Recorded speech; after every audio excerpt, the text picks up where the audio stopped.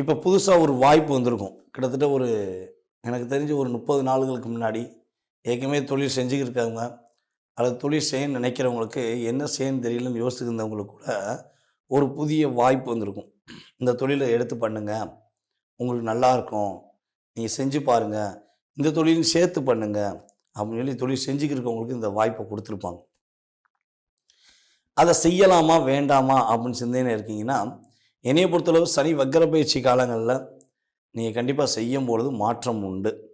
அதுக்கு ஒரே ஒரு சின்ன செக் பண்ணிக்கோங்க. உங்கள் சுய ஜாதகத்தில் மட்டும் உங்களுடைய ராசியின் அதிபதி புதன் இப்போ உள்ள காலகட்டங்களில் குருவோடைய பார்வையில் இருக்காரான்னு பார்த்துக்கோங்க.